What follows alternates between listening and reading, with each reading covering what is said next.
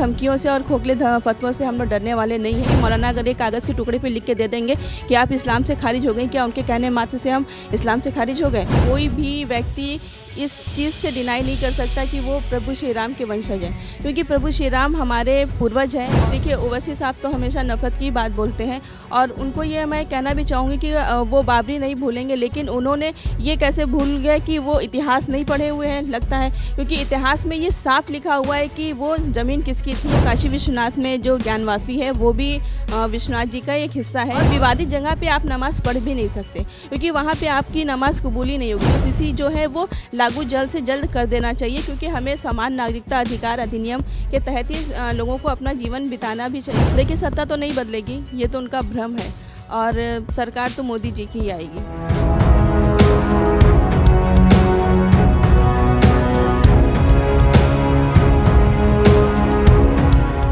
इस वक्त हम मौजूद हैं वाराणसी में, और वाराणसी में एक ऐसी शख्सियत से आपकी मुलाकात कराएंगे जिनका नाम नजमा परवीन है, लेकिन वो सबसे बड़ी राम भक्त अगर कही जाएं तो गलत नहीं होगा। और इसकी गवाही ये तस्वीर है, क्योंकि उनके घर पर ही हम मौजूद हैं और उनसे बातचीत करेंगे तमाम मुद्दों को लेकर। सबसे पहले नजमा जी, आपका एनएफ न्यूज़ पर बहुत बहुत स्वागत है। अपने बारे में थोड़ा जानकारी दर्शकों को दीजिए। जी, मेरा नाम नज़मा परवीन है और काफ़ी लंबे अरसे से हम सामाजिक उसमें काम कर रहे हैं। विशाल भारत संस्थान से जुड़ कर के हम काम कर रहे हैं और तमाम जो भी मुद्दे हैं समाज को लेकर के, उन मुद्दों पर भी हम लोगों ने काफ़ी सक्रियता दिखाई है। और मुस्लिम महिला फाउंडेशन के बैनर तले हम लोगों ने जो मुद्दा उठाया, 3 तलाक का रहा हो, चाहे कोई भी सामाजिक मुद्दा रहा हो, तो उन सब चीज़ों में हम लोगों ने बढ़ चढ़ के हिस्सेदारी की है। और मुस्लिम महिला फाउंडेशन द्वारा हर साल श्री राम जी की आरती की जाती है, तो उसमें भी बड़ी संख्या में हिंदू मुस्लिम महिलाएं शामिल होती हैं, जिसमें हम सभी लोग उसमें शरीक होते हैं और आपसी भाईचारे का संदेश देते हैं।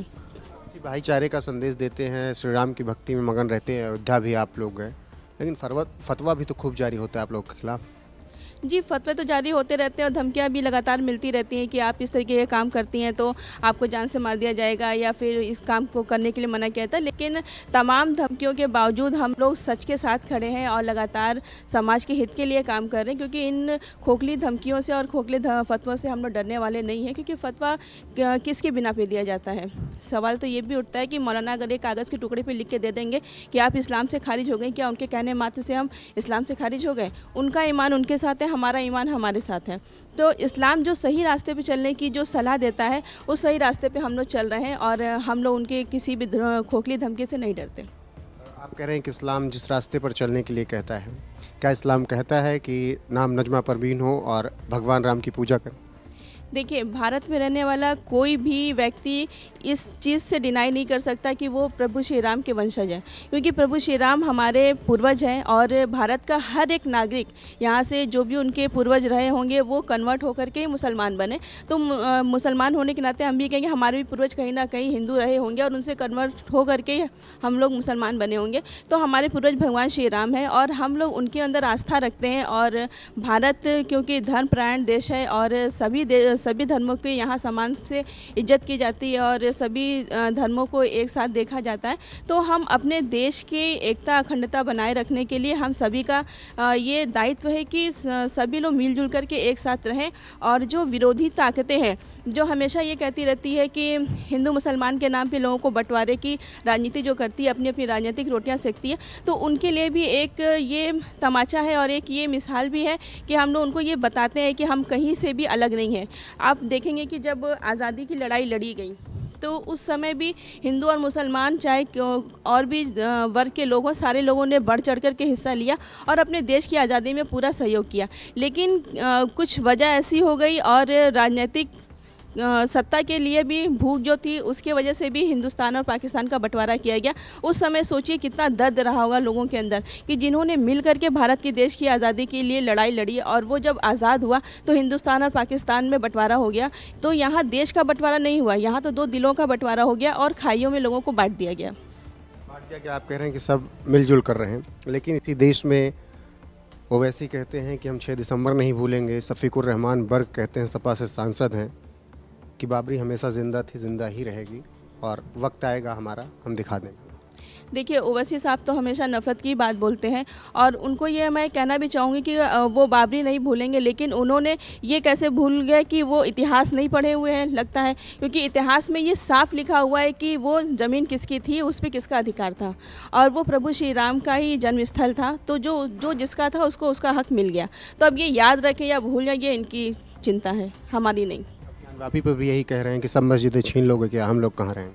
देखिए, मस्जिदें छीनने से बात नहीं है। देखिए, जो गलत है वो गलत है और अगर देखा जाए तो काशी विश्वनाथ में जो ज्ञानवापी है वो भी विश्वनाथ जी का एक हिस्सा है और जब आक्रमणकारी आए और यहाँ पे तोड़फोड़ करके उन्होंने मंदिर की जगह मस्जिद का जब निर्माण कराया, तो अब सारे सच सामने आ रहे हैं, सारे तथ्य सामने भी आ रहे हैं कि वहाँ पे पहले क्या था और सबको ये सच्चाई भी पता है कि किस तरीके से वहाँ पे आक्रमण करके और किस तरीके से वहाँ पर मंदिर को तोड़ करके मस्जिद की तामीर कराई गई। तो ये तो सरासर गलत है और अगर कोई भी मुसलमान सच्चा मुसलमान है तो वो किसी भी मंदिर के आगे या किसी भी मूर्ति के आगे अपना सर नहीं झुकाएगा। तो वहाँ पे जब सारे तथ्य मिल रहे हैं कि वहाँ मूर्तियाँ थी, फूल थे और भी तमाम तरीके के साक्ष्य मिल रहे हैं, तो ऐसे में उन लोगों को तो खुद ही खुशी खुशी वो जगह छोड़ देनी चाहिए, क्योंकि ऐसी जगह पे तो उनकी नमाज भी कबूल नहीं हो रही है। और इस्लाम ये कहता है कि मस्जिद के लिए बैतुल की ज़मीन और बैतुल का आसमान होना चाहिए, यानी कि खुद की ज़मीन और खुद का आसमान होना चाहिए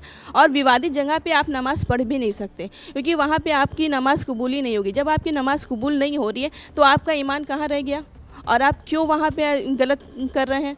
तो आपको तो खुशी खुशी उस चीज़ों को छोड़ देना चाहिए और भाई ज़मीन कहीं और ले लेनी चाहिए और वहाँ पे मस्जिद की तामीर करा के वहाँ आप नमाज़ पढ़िए।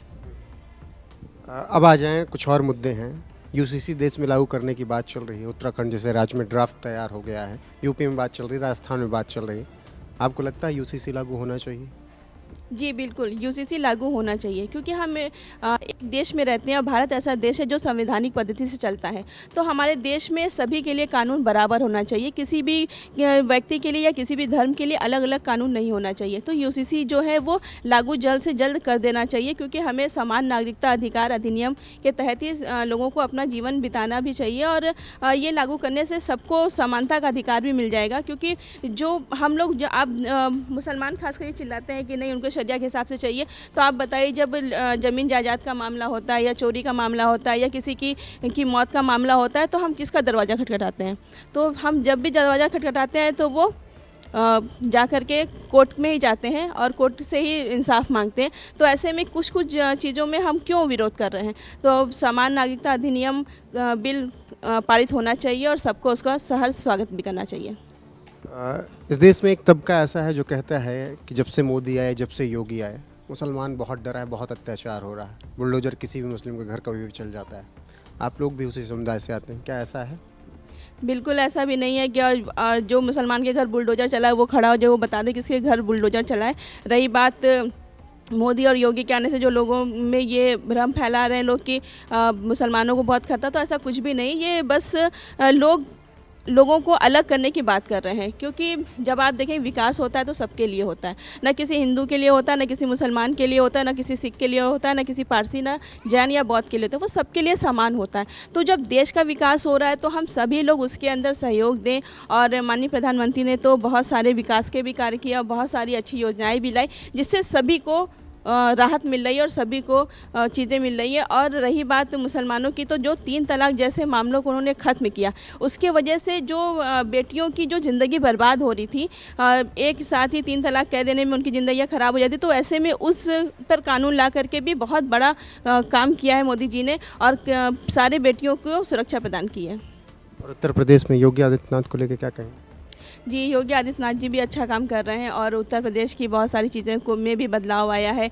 यहाँ के पुलिस प्रशासन को ले लीजिए, चाहे कानून व्यवस्था ली, सब चीज़ों में बहुत अच्छे से बदलाव आया है और काफ़ी अच्छा सब कुछ चल रहा है। मुस्लिमों के दिल में योगी के लिए वो छवि क्यों नहीं बन पा रही कि हमारे लिए अच्छे हैं?